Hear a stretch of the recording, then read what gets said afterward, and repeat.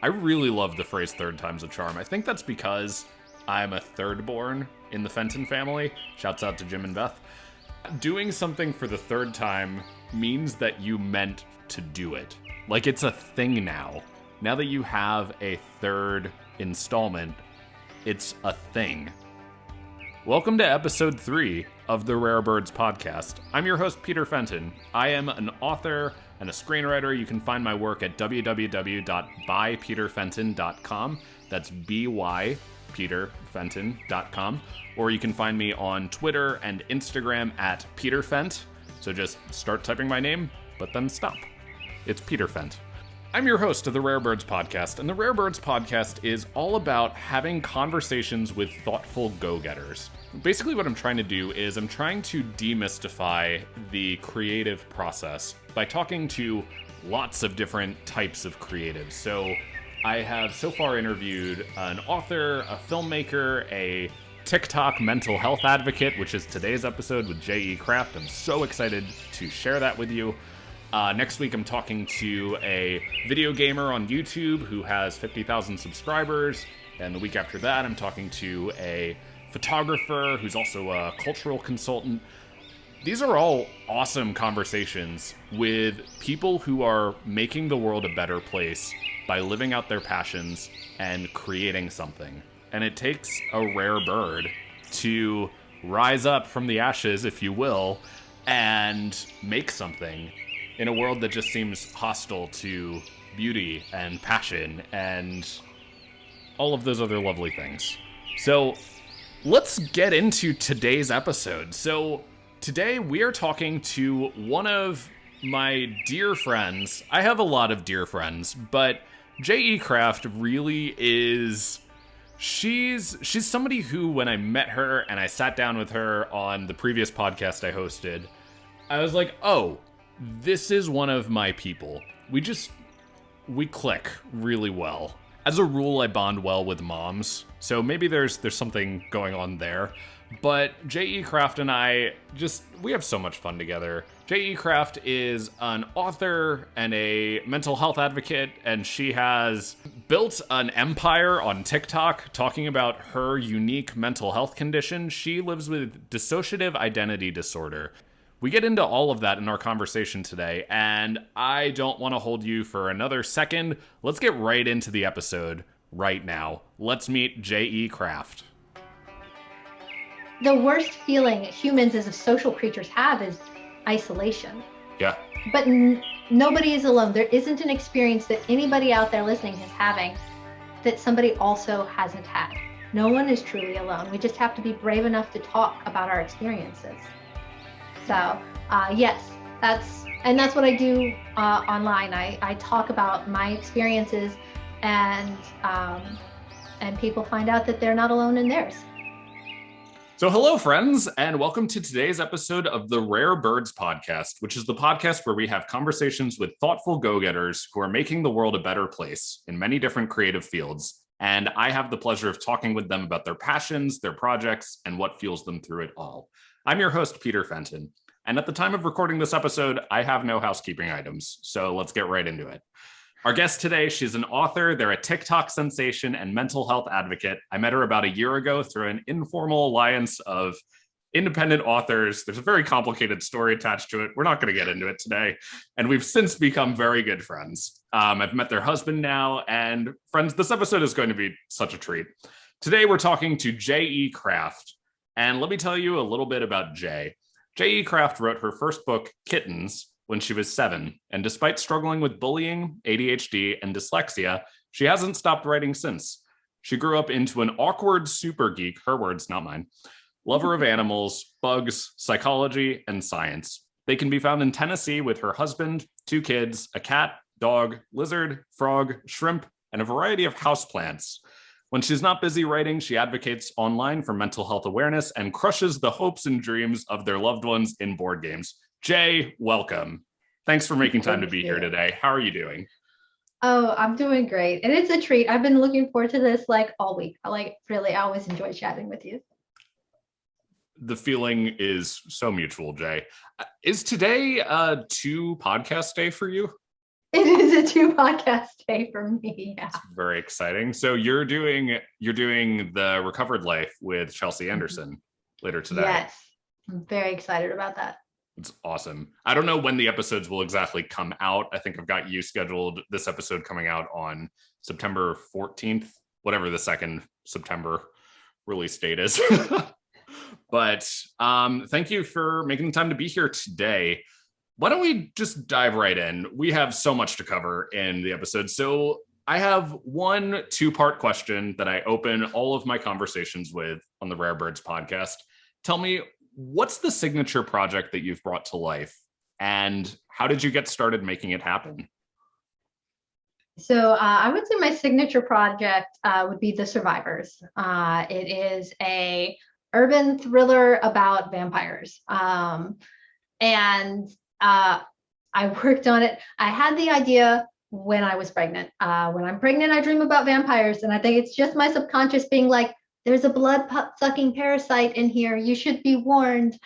And so I actually dreamt out some really interesting scenes. They were very vivid. And I was like, I have to write this. But then I was pregnant, and then I had an infant, and then toddlers. And so I just never let go of the idea. Like it itself had its own like gestation. And so I'm really like just pleased with myself. Yeah, it took me 10 years before I could get it done, but I didn't give up. I remember there was this C.S. Lewis quote. I think it's C.S. Lewis, where he says he was with book as a woman is with child. And that's what was jumping to mind when you're talking about how you got this idea when you were pregnant, and pregnancy brain does a lot of things to people. Mm-hmm. And I can't imagine what it did to your brain, in addition to, producing The Survivors. So yes. It's good that you're a mom of 2, right? Mm-hmm. Yeah, 2 boys. 2 boys. And they're in school right now, so you can say whatever you want to. Yes, it's exciting, actually. The COVID has been crazy for all kinds of stuff, but as a writer, like this is my writing time. So it's been very difficult to manage that. Yeah. So vampires. Tell me about vampires, because I know that there's one Mormon author out there who really defined vampires for a generation. And I know that in The Survivors, you do not go the Stephanie Meyer route. What is The Survivors about for the uninformed listener? So yeah, my vampires don't sparkle. This is not that kind of a vampire book. I have ADHD, and my brain will latch on to a shiny idea, like a shiny concept. And usually it's a question. So after having this really cool dream and setting the stage for the image I saw in my dream, I started thinking about, like, what if vampires were real? Like in our current society, what effect would that have? And that set me on this whole ripple effect of culture, science, government, what effect it would have if there were actually vampires. And so I really liked what Richard Matheson did in I Am Legend, and trying to make his vampires as logical and plausible as possible. And he had it founded like solely in the physical with a virus, and it's brilliant, by the way. Everyone should read it. And I wanted mine to be like still kind of this magical creature, so not just fully bound into a physical idea, but I did want them to be logical and everything about them to make sense, even if they were still kind of a magical creature. Interesting. Yeah. And so these vampires existing in the real world and very much not sparkling. What story is born out of this concept? So I believe there's a reporter who's looking into this story. Yeah. Tell me about the story in The Survivors. Okay. So we have 2 main protagonists who will follow the vampire and the reporter who is digging into the vampires. And the premise being, if there were actually vampires, it would behoove them to keep their organization quiet. Like they are trying to stay in the shadows so that they can run things without people knowing they're running, which like everyone already believes stuff like that happens in governments. Like ask any conspiracy theorist anywhere, they will tell you who's running the government. So for us, it's the vampires. And so Adrian, the vampire, is in charge of human relations and right? Yeah, HR. I love the puns. There's also research and development, and that is not a happy place. No. That is it. No, that is the vampires doing research. Yeah. It's not a happy place. And so Adrian is he's part of the vampire organization. So a reporter digging into this, there have been survivors that have been running their mouths. And so she's interviewing them. And naturally, the vampires don't like this. Right. So that's like the premise and the start that gets these two going on their path. How, and maybe this is a spoiler and maybe you can't answer this question for me, but how exactly if the vampires have done such a good job being so tight-lipped about their society and just running the shadow organization, which may or may not be a commentary on conspiracy theories, which I may ask about in a minute, but how exactly did it get leaked to the reporter that, hey, this is a story worth looking into and not just an Italian restaurant? Right. So to that end, there's a third player. Like what vampire story doesn't have werewolves? I'm just saying. And vampires and werewolves are, natural enemies. They're kind of competing for a similar resource. And so when you find that in nature, it doesn't go well. There's turf wars. So the Therians, which are the shapeshifters, including lycanthropes, werewolves, they send somebody basically to kind of go and snitch in on the vampires. So the Therians are the ones who are kind of collecting the survivors' stories and leaking them out, because in the age of technology, you can't silence everything. Right. At least for something's going to leak. Sure, it'll get taken down in a couple minutes, but it's gaining traction. So they're using everything that they've got to try and expose the vampires to bring them down.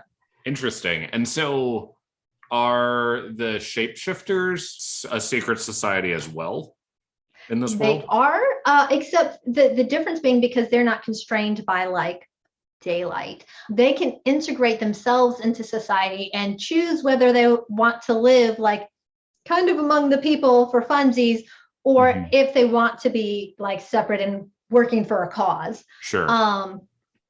Because they have a choice. They can mask in a way that vampires can't. So yeah.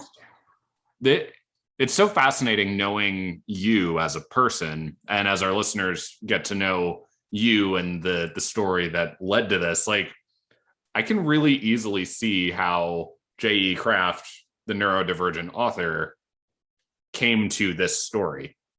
Yeah. Do you feel that it was just sort of a logical conclusion? So I started this story before I was aware of all of my neurodivergence. And looking back now, I'm like, oh, wow, my subconscious was really trying to tell me some things. Yeah. And I just wasn't getting it. There's some definite, my experience kind of leaking in ways that only now am I realizing how, overt a signal that is, or a sign hey, this is kind of a different experience that you're having. Well, yeah, it's to the end of the secret society that can choose to live among the humans if for funsies, if they so choose. And you spent the first however many years of your life blending in. Yeah, just masking. I'm fine. Well, now you're masking, but it's a different type of mask. Yes. Oh, pandemic humor. We love it. Oh, yeah. The Rona. And one of the centerpieces of your story is this fancy Italian restaurant, right? Yes. So At what point did vampires and Italian restaurants mix for you? Because stereotypically, vampires and garlic don't mix. And the first thing that comes to mind when I think, oh, let's eat Italian, it's let's eat a shit ton of garlic. All the garlic. Yeah. So I did a bunch of research because I'm a nerd. Right. Like Self-described. read, yes. Oh yeah. Like I should show you my bookcase right now, but one of the I can read this line from here. It says vampire forensics, and it like details the different myths about vampires and where the different cultures get their ideas of vampires from.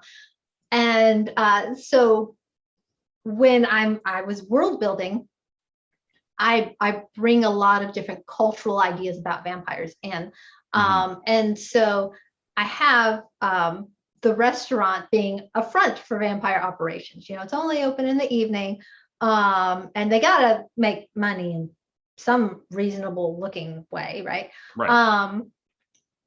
And one of the early lines in the book is Adrian going, of all the hobbies a vampire could pick, playing with food has to be the most idiotic.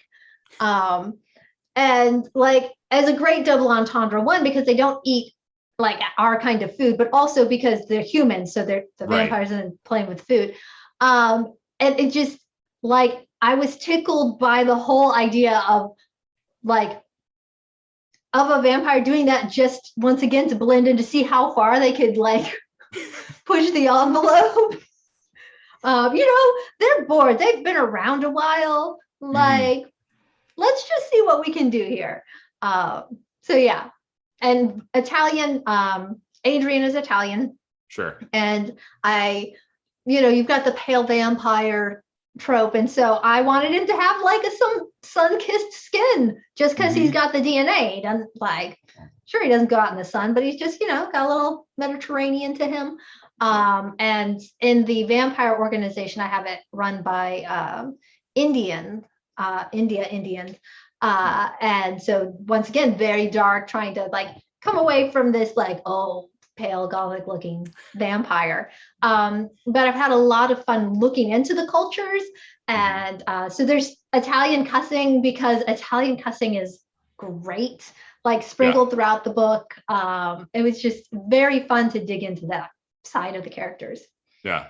And so is garlic bad for vampires? So we actually get into this in the book. It's like a little side mention, a little Easter egg, because I can't help myself. The reporter asks, and it's really like what you eat does flavor the blood. If you eat enough of it, it's just not as tasty. And like, like if you eat garlic, you're going to be sweating that garlic for the next however long. Sure. And so just the concept that really what we eat does affect our flavor, like grass-fed beef versus corn-fed. Like they're like, you don't have to eat it, but you can take these garlic supplements and like you can get around it and still do it. So to try and make them unpalatable. Interesting. Yeah, that's I think that a lot of people, something that non-writers don't think about is just how much work goes into little details like that in the story. Yeah. And so your world building sounds like it was pretty meticulous. Do you go that hard for everything you write? So this is what I found my brain does, and I'm not going to fight it. It's a winning formula. It's just not a quick formula. So I get lots of ideas all the time. I got the ADHDs. But when an idea sticks with me, I just chew on it and start quietly world building. Oh, that's a cool idea. That would mean this, which would mean this. And then when it kind of gains mass, I'll write it down. But I'm usually working on 1 to 2 other projects at a time. And so it gets written down here. Well, while I'm writing these, I still go back to this world and play with it. So the survivors, it took me 10 years to like finish, but I was world building with my infant. Like mom work doesn't take much brain some days. Like, here's your food, please just eat it. Oh, wow. What would that do to like, I wonder if vampires. So, doing that for years. And then with Like Cats and Dogs, my children's book, actually the same thing. Like, I sat there and like thought about what it would be like in that world for years before I wrote it, even though it's just a children's book. Mm-hmm. And right now I'm in the process of three shiny ideas that I'm in the background of my brain, just every now and then going into that world and going, one of them is a sci-fi. So one of the things I've been thinking about is like, what kind of star does this planet orbit? Like, so what would that do to the color of the fauna, or the flora rather, because wavelengths affect plant color. And so just in the back of my brain, when I'm not zombified by life, I'm playing in these worlds. Yeah, no, that's fun. And tell our listeners a little bit more about Like Cats and Dogs, because if you look at, I know that fiction and ideas and creativity is not a binary, but I would place the Survivors and Like Cats and Dogs just about as far apart from each other as one could possibly place them. Yes. Tell us a little bit about Like Cats and Dogs. So if you think of a Rainbows and Kitties book, this is literally this really funny and cute and enjoyable, but still like heartwarming story about a rescue cat whose family gets a puppy. And yeah, they are as far as you can get. And so people who know me in real life, I have a Like Cats and Dogs kind of personality. Like, I'm playful and light and blah, blah, blah. And when I was telling someone my idea for the Survivors, I was at that time also world building for Like Cats and Dogs. And so I had told them the other one idea. And they said, I think you should stick to the puppies and kitties thing. I don't think you could do the Survivors. And then when I had it, like my first draft, and I was sending it to beta readers, my beta readers were like, Jenna, this is dark. Where did this come from? Where did this come from? From all the places. So yeah, Like Cats and Dogs is just really from that same time period. I was pregnant and we had a couple miscarriages up to the pregnancy. And my cat had been with me through it all, this great little rescue cat. And then we sinned against him by getting a puppy, and his reaction to the sin, like, mother, you have forsaken me. And so I was just absolutely enamored by what this poor kitten must be thinking. And I've destroyed his little world. And then watching him begrudgingly fall in love with the dog. Like, he didn't want to. He pretended he didn't like her. Like, this is, no, I don't. But then, watching him succumb to the cuteness, I was like, that would make a great kids book. And it did. Like, it's really engaging and fun. And I'm super excited about it. And you, if I'm remembering correctly from the previous interview I did with you, you pretty extensively researched animal behavior for that. Yes. Yeah. Like animal body language. So I love children's books that teach without it's just part of the story. Yeah. And then the kids are learning. And so I really wanted to be able to teach kids about animals and the way they speak to humans without being like, okay, so now this happens here. So when Kit the cat is mad, like he swishes his tail around. When he's trying to give a human acceptance, he gives them this slow cat link. And even the proper way to carry him is like in there, because the one human picks him up and he's so mad about the way he's being carried. And then that, as opposed to the dog body language. So that's just one of the like background things in the book. Nice. Yeah, that's so cool. And so these books existing within you, I feel like is a really good segue to talking about another side of you, literally another side of you that we will dive into after this short break. So our mid-episode ad break is going to be a tiny bit longer than usual today, since the actual break JE Kraft and I took during our interview was a tiny bit longer than usual. But I want to take this opportunity to have sort of a fireside chat, just a moment to talk about what we're doing, where we're going from here, and how you can fit in to all of that on the Rare Birds podcast. The Rare Birds podcast is a production of Ornithology Media, which is a new media publication label that I, Peter Fenton, co-founded in the summer of 2021 with my dad, consultant and creative Jim Fenton. The early response to the episodes with our first two guests, Jen Lowry, author of The Sunday Killer, and Tony Gapistone, founder of Brave Maker Media, it's been really great. First of all, thank you. I'm really enjoying sharing these conversations one by one with each of you and shedding light on how other creative people's processes inform how they live their lives and make the world a better place. I've listened to enough podcasts in my day to know that each podcast lives or dies on the support of its audience. This is only episode 3, and the only way our numbers can go on the Rare Birds podcast is up. So the Rare Birds podcast is brought to you by listeners like you. Literally you. You're my audience.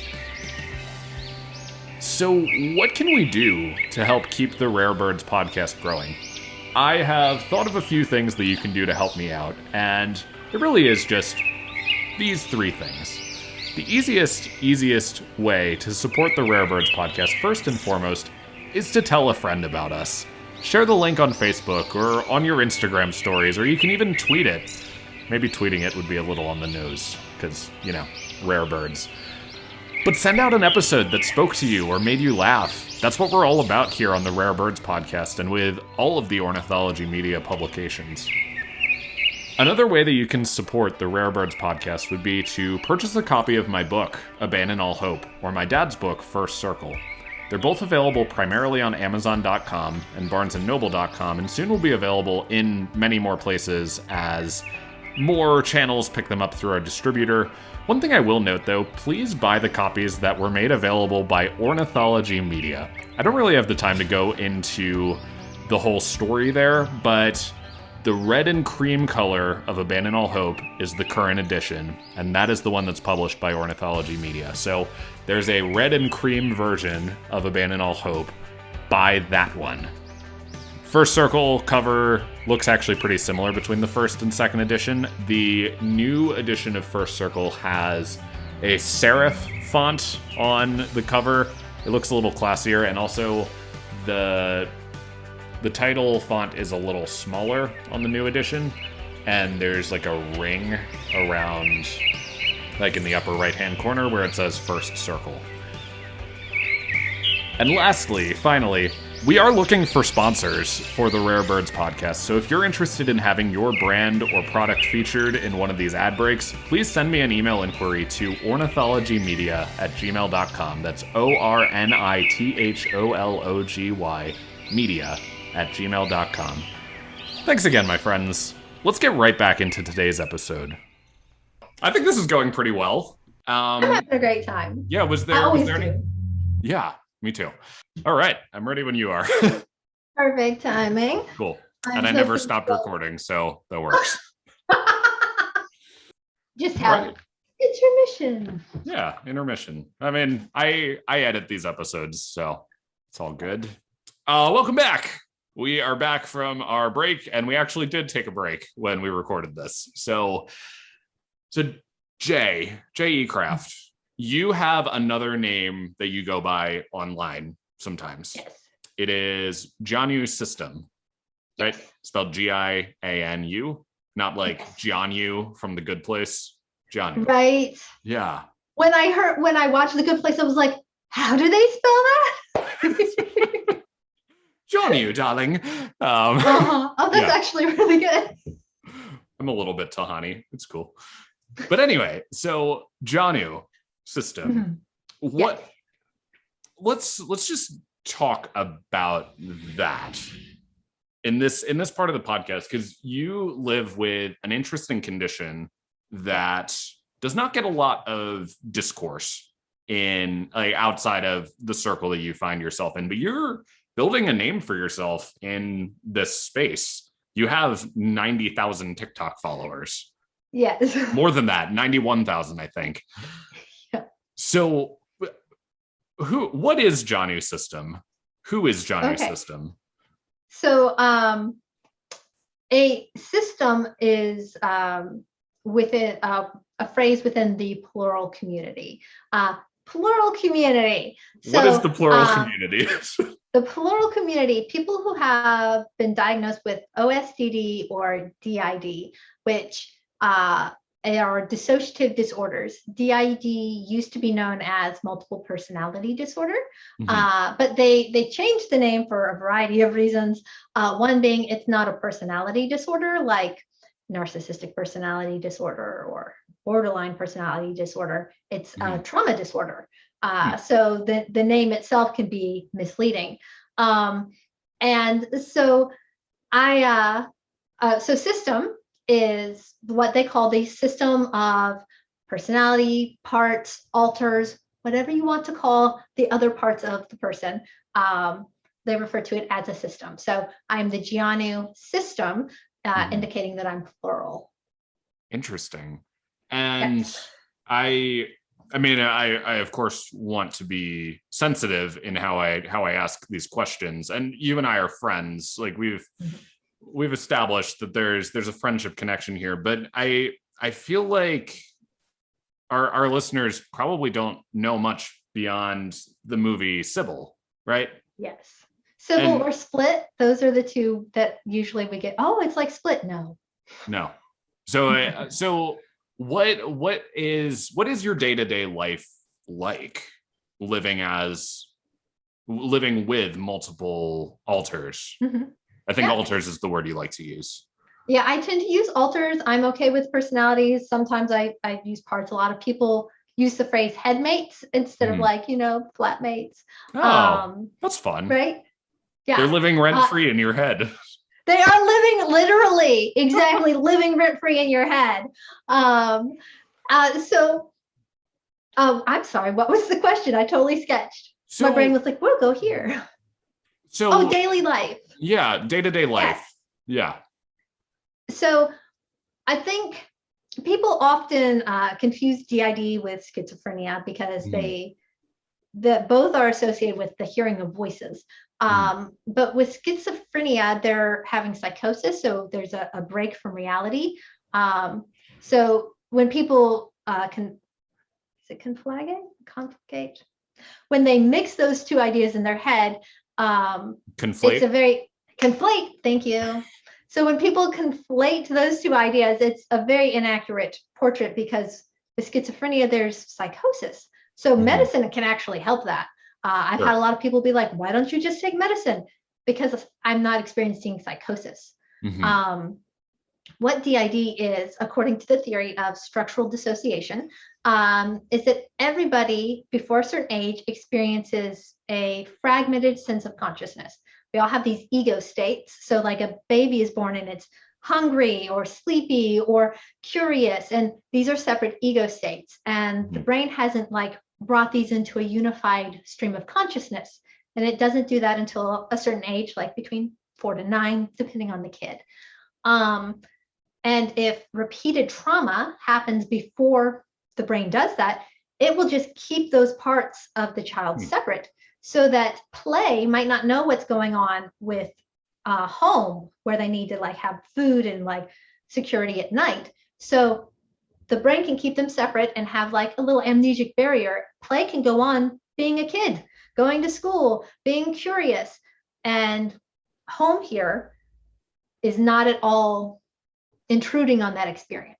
And as the child grows, the brain grows and matures. So those parts grow with the information that they hold separately, and they can develop very different expressions and different identities because they're not influenced by what the rest of the person experiences.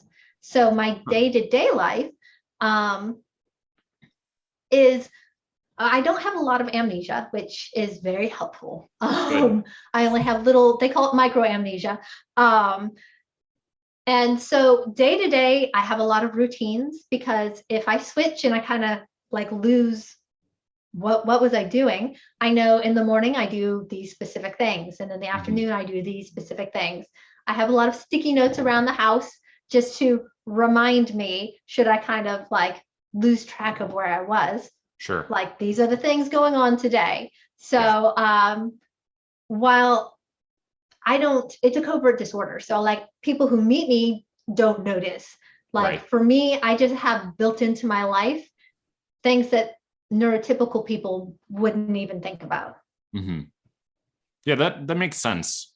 So what I'm curious about, because you were telling me, I think before we started recording today, that you didn't always know this about yourself. Mm-hmm. So what was that process like of, because like you operated just as Jay for however long in your life. Yes. And then at some point you became aware that Jay was made up of, or that Jay was just one of several alters. What was that process like? Was that trauma? Was that relief? Like, tell me a little bit about that. As a control freak, there was a bit of terror because like to realize I am not exclusively in control all the time. Like, no. So there was definitely some overwhelm in there, but so much made sense. So in the English language, we have phrases built in that really allow for the masking of things. So I'm just not feeling like myself today. Right? Yeah. I'm a little cloudy, like mentally a little foggy. So me being dissociative, people just get foggy minded. Oh, I had a senior moment. Yeah, I'm not a senior, but you know, I'm scatterbrained. That just slipped my mind. And so I didn't know that my internal experience was different than anybody else's because we don't talk about it. Like, it never occurred to me until I was in my 30s and I was remembering something that happened in my childhood. And I realized I was remembering it like in third person, like I'm watching it happen, not like I'm seeing it through my own eyes. And I thought, well, that's a weird way to remember something because I experienced it. So how could my memory be in like third person? Dissociation, which is just, there's two types of dissociation: derealization, where things around you don't feel real, and that's the whole like things are dreamlike, and then depersonalization, where you're not associating with yourself. So maybe your hands don't look like your hands, or that's not happening to me. I don't know who that's happening to, but it's not me. And so like I didn't know, because this isn't like common vernacular, that I was experiencing dissociation. And everyone, by the way, does experience that. Like, it's a common brain thing. If you've ever driven home and all of a sudden you're home and you don't remember the drive home, and you're like, oh, I hope I stopped at the stoplight. Like, that's dissociation. It's usually the brain's kind of low power mode. It doesn't need to be here for this. But in trauma, the brain's like, we don't need to be here for this. And checks out in a more hardcore way. So I didn't know. And I had a major dissociative episode in my mid-30s. And my husband was very concerned. I was concerned. And he said, what's going on? I was like, I don't know. I think this is like a leftover coping mechanism from my childhood. I thought I'd healed, but I was just really good at avoiding triggers. Sure. So bananas at that. So I took my happy self to counseling, and the first thing they did was like, you have all the PTSD. So we're going to work on the PTSD. And as I learned how to be safe, feel safe in my own body, that's when my system became like overtly active. So having dissociative episodes, my system was active, but I wasn't aware of what was happening. I just didn't feel like myself. Like, I didn't know what was going on, but I would have never guessed that it was because I had multiple personalities that were coming to the front to take care of stuff for me. Sure.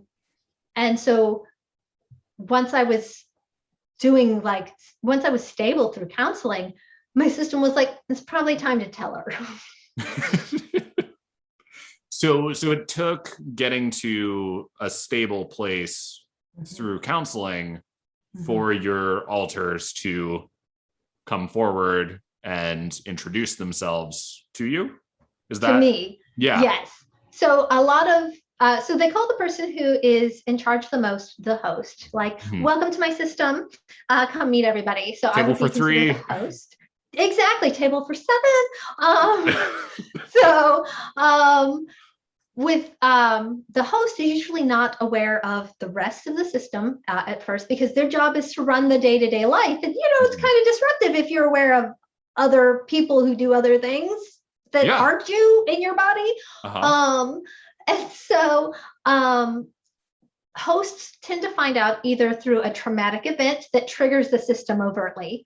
And so then they learn it that way. Or in my case, when things begin to get safe and stable, then the system can begin to heal from the stuff that happened when they weren't safe. That's really interesting. And so I guess you've found some degree of community online through discovering your system and discovering other systems. Like, is the dissociative identity community, I guess, is it big on social media? So you'll find it in any platform. Like the plural community is on Facebook, Twitter, Instagram, like TikTok, YouTube. We're anywhere because, well, a lot of times, like with the LGBTQ community, people in our direct lives might not know, and it might not be safe for them to know. There's a lot of stigma attached to the disorder, but we still crave community and people who understand our experience. Like, the worst feeling humans as social creatures have is isolation. But nobody is alone. There isn't an experience that anybody out there listening is having that somebody also hasn't had. No one is truly alone. We just have to be brave enough to talk about our experiences. So yes, that's what I do online. I talk about my experiences, and people find out that they're not alone in theirs. Yeah. And that's so cool. It's also like, it's so cool that you have a really stable marriage through this too. Yes. And that you're a mom and you're raising two boys to be good human beings too. Like, what is that like, being a spouse and being a parent and going through all of this? Because, like, you didn't discover your system in a vacuum. Like, you were living a very real and very involved life at this time. So what was that like? So for me, it was actually easier because of my husband. So my husband is amazing, by the way. He's a unicorn. Like, I don't know how I managed that. We love Jonathan Kraft in this house. Yep. We stand. So when I was at home and I was triggered, but I had learned through counseling that if you sit with the emotion like that, you pass through it, and that's how you process. And so I'm sitting with the emotion, except it's not passing through, and then it's yelling at me, and these aren't things I've ever thought, and it's like very disruptive. And normally when I would get triggered, I would just stuff it and be like, I'm fine, until I was like, cool. But instead of stuffing it, I told my husband, I was like, so I'm hearing there's this really angry, like, teenage voice yelling at me, and I don't know, like, does this mean I'm crazy? I don't know what's going on. And he was like, well, did you ask her why she was angry? No, I am not talking to the voice. I'm trying to make it go away. But that's exactly what needed to happen. I needed to connect and accept the parts of myself that I had dissociated, pushed away from, because of trauma, because I wasn't able to accept the things that they held. So his acceptance allowed me to be able to interact with the parts of myself I was not aware of, comfortable with, safe with, and helped me to not panic so much about it. And each part that I met, it has been difficult, except for one. and she's a child part. So it's like a little ray of sunshine, like adorable. Everyone else has been very hard for me. But Jonathan has just accepted everybody. And so watching how he can accept these parts that I didn't like, didn't want, didn't like, has helped me to accept them. It's been an incredible part of healing for me. Yeah. I mean, loving relationships are so important when we're learning about any dimension of ourselves, neurotypical or DID or any other ways of ourselves. Like I'm sure having a husband as great as Jonathan has done wonders, even wonders that you don't even know. If you're comfortable, what's it been like raising kids? So people have asked, like, does it make it hard to be a parent? In some ways it makes it easier, because there are parts of me who haven't aged up emotionally from when trauma was happening. So they're still like little kids. And when my boys would be struggling with something, and maybe Jonathan and I are mad about it, the littles would be like, hey, I would have done that. That sounds like a good idea to me. Like, how would he know that that was a bad idea? And so it's helped us both to kind of like get back to looking at it from a different viewpoint. Also, they love to play video games and watch cartoons. So like the boys, and they both just found out actually, because I didn't want, as they're like moving into middle school and stuff, I didn't want them to have to worry about mom. One, they don't. Right. But I didn't want them to like be concerned about mom and pit bulls and girls. And so I was like, I will just wait. It's a covert disorder, as I mentioned. Right. So until I felt like they were in a good place where maybe this would be, good for their development to understand, I was like, it's fine. And they didn't pick up. They knew mom was forgetful. And so they would sometimes tell me something. I'm like, can you remind me, like tomorrow morning? So once again, just built in, and they don't know that experience is any different, because, other moms are forgetful. But so Caleb wrote a poem.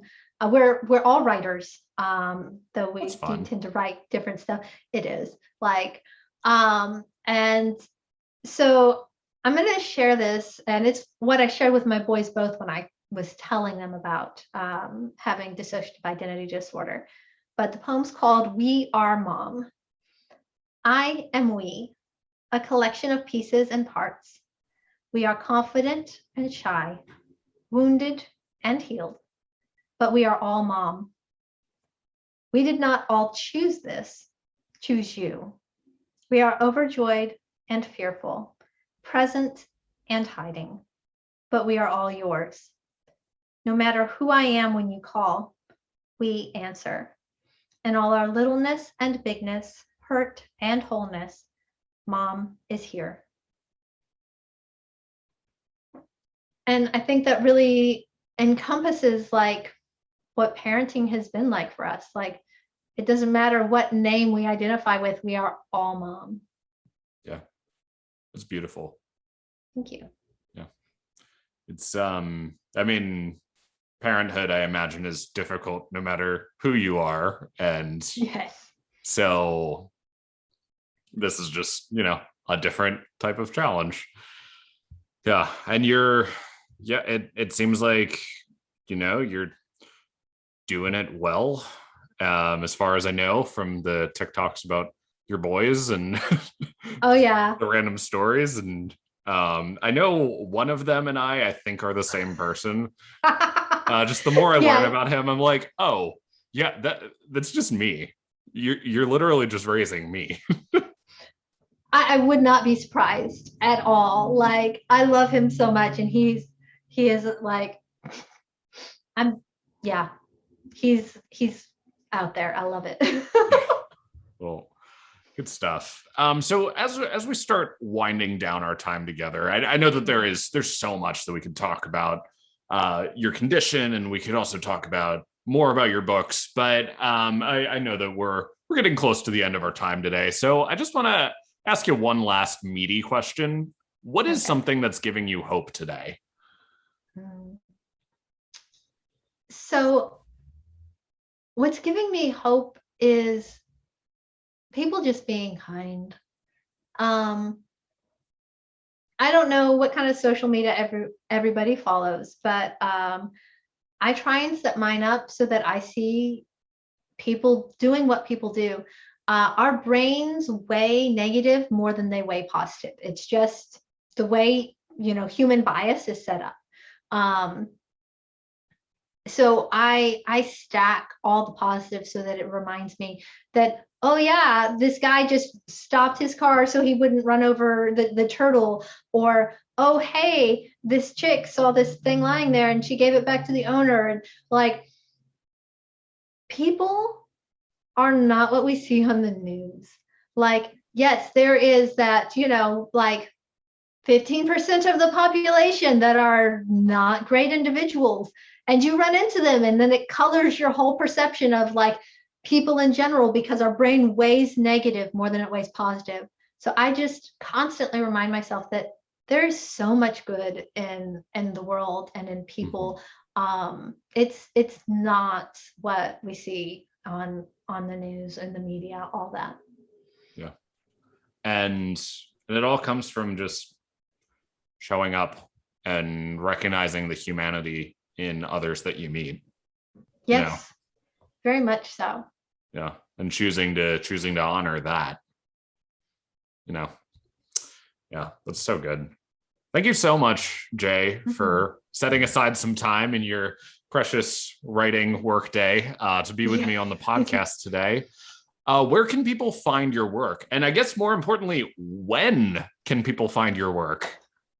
Right. So I am working on releasing my second editions right now. So if you go to www.JE Kraft, that's with a K, so Kraft. Like the mac and cheese. Like, exactly, like the cheese. We have both books and links to them. And if my second editions aren't released by the time this podcast is live, they should be released very shortly. So if you go there and you click and it doesn't take you to buy the book immediately, there's a little sign-up list. As soon as those books are live, everybody on my sign-up list is getting an email. And I have actually never sent out an email for my sign-up list because I haven't had anything to tell these people. I'm not about bothering you needlessly. So if you sign up, you're not going to be getting like a weekly email from me. Nope. When I have something important to say, my second editions are out, you'll get an email. Cool. Awesome. Well, you'll be in great company if you sign up for the email list, because I am also on that email list, and I'm very excited to help celebrate your re-releases of these two very awesome books. So anything else you want to plug today? You've got a couple other podcast appearances that are floating out there. You want to go deeper? I do. Well, and so soon there will be Chelsea's podcast, and the name's escaping me right now. The Recovered Life. The Recovered Life, yes. And it's a great podcast. So I'll be on there shortly if I'm not out already, because we're filming that tonight. I actually have another podcast later in the week, but I don't think they've launched their channel yet. It's another system, and we are talking about DID in the media, which so much juicy stuff to talk about there. Yeah. So I'm really excited about filming that one. Oh, I'm really excited to hear a conversation with you and someone else who's a system, because like I feel like there's just so much of your experience that I and many of my listeners just will not understand and don't have the right experience to ask the right questions for. So I'm really excited for that interview whenever that launches. Great. Well, thank you all for joining us today. I'm Peter Fenton, and this has been the Rare Birds Podcast.